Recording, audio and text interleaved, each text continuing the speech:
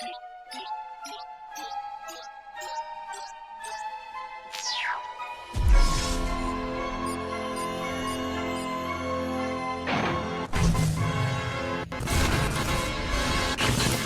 guys, what is up? Andaull here today bringing you guys another video. So in this video we're going to be reading a story by Caius, aka Mr. Clean, as those of you who watch my stream know him by.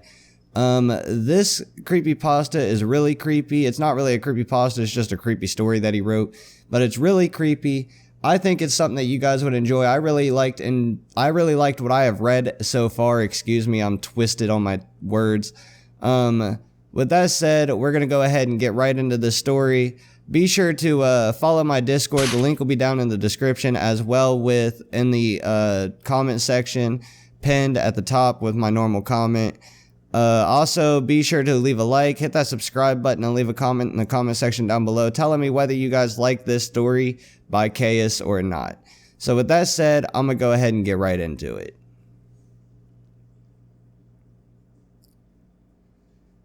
Keys jingled in my hand as I opened the door to my new house. It's an old barn house that was built by the same man that started the school next door. This all is a dream come true. First, I was offered a job teaching kindergartners right out of my college, and as an added bonus, I was able to buy this house cheap. It had sat empty for years. For some reason, no one had tried to move in since the last owner passed away. I swung the door open to find that the school had already furnished the house. A letter sat on the table that read, "Welcome to the family." After walking around for a couple of minutes, I slowly made my way upstairs to my bedroom. Just as I got to the top of the stairs, something flashed in the corner of my eye.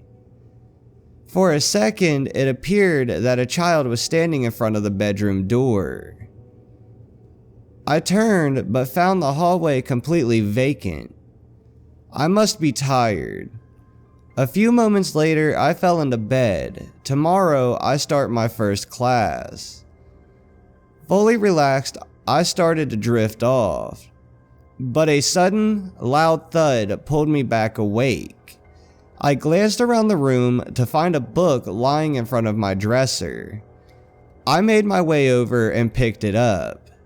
The leather cover was ripped from age. I sat on the edge of my bed and opened it. Oddly enough, the first page was marked number 2. I wonder if the first page was ripped out. The words had started to fade, but I could easily read it. Some practice wouldn't hurt.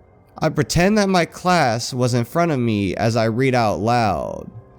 Day 1. Today I found a young group of war orphans. They were skinny, with starvation, so I brought them home. I wonder how long they survived alone. They don't have to suffer anymore.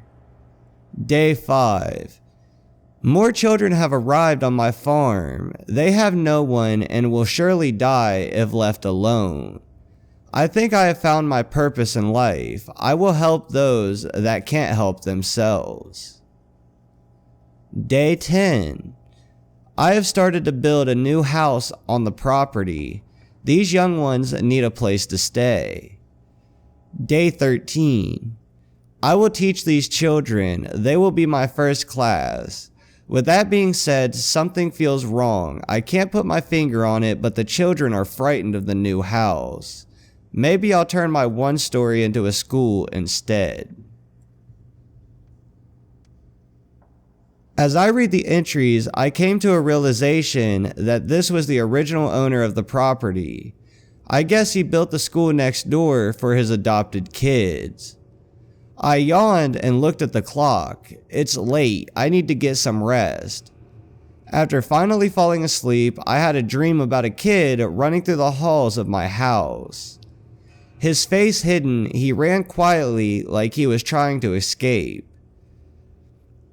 The next morning, I woke to find that the journal was missing from my table. Unfazed, I got dressed and made my way next door where the principal was waiting for me at the door. He greeted me and showed me inside, where he guided me to my classroom. It was at the far end of the building. I read the room numbers as we walked. They started at 13 and counted down to 2. That is where I was stationed. I turned to the principal. "Where is number 1? He shrugged his shoulders. "Don't know. This school has been unchanged since the owner converted it from his house. We just assumed that he miscounted and never fixed it." Accepting that, I waved and made my way behind my desk. As I wrote my name on the chalkboard, it hit me that if this was converted house, then I live in the house that scared the children. I wonder what is wrong with it. "Will you help us?" a child's voice sounded from behind me. I whipped around and for a split second, I thought I saw a child standing in front of the table. Before I could fully focus on him, he disappeared. I rubbed my eyes, wondering what I had just seen. The bell rang and kids began to funnel into their seats. As the day went on, I kept seeing a boy flicker in and out of my peripheral vision. The day ended and I felt exhausted. I made my way back home to find the leather journal sitting on the floor just inside my bedroom doorway. Cautiously, I look around, then pick it up. My instincts tell me not to open it, but I have to know that I am not losing my mind. I thumb my way to the page I had left off on. I flip to the next entry just to find it unreadable. The next few pages were the same. Finally, I came to a legible page. Day 99. It has only gotten worse. I fear for the children's safety. I don't think we will survive. He is coming. God help us. God help these children. I hear him coming. I hope this survives. If it does, stay away from.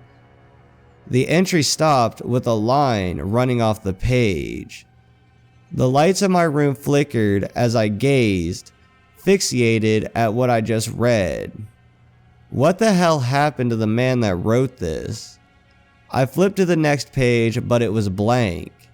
Before I could collect myself, my cell phone rang, startling me. I answered to find the principal on the other end of the line. "We're throwing a welcome party for you. Get dressed and come over to the school." Sounds fun. Anything to get me out of here for a minute. I set the book down on the dresser and grabbed my keys. When I looked back at the book, it was gone. The hair on the back of my neck stood on end. I quickly glanced around the room, but no one was there. My lights flickered again, and I felt a hand close around mine. I jumped and ran down the stairs to the front door. I stopped dead in my tracks when I find the journal lying in front of the door. I closed my eyes and ran outside to the school. Outside were a couple of co-workers and the principal. They were all staring, fixated at the top window of my house. "What are you all looking at?" the principal snapped, his attention to me. "Sorry, I didn't know that you had company." "What do you mean? I am home alone. Or am I?" Fear began to well in my chest. "Then who is that?" The principal pointed back at the window, but no one was there. The principal stood there perplexed. I could have sworn there was a man standing there. My other coworkers shook their head like they were in a daze. Before I could ask what was going on, their faces went blank and they walked almost zombie-like past me and into their cars. One by one, they all left until only the principal and I remained. He too wore a blank expression. "I'll help you check your house before I leave." He walked past me without giving me an opportunity to answer. He walked inside and I ran after him.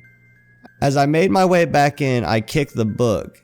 It opened back to page 99, then on its own, flipped to the blank page. A red substance began to spread across the pages. Page 1.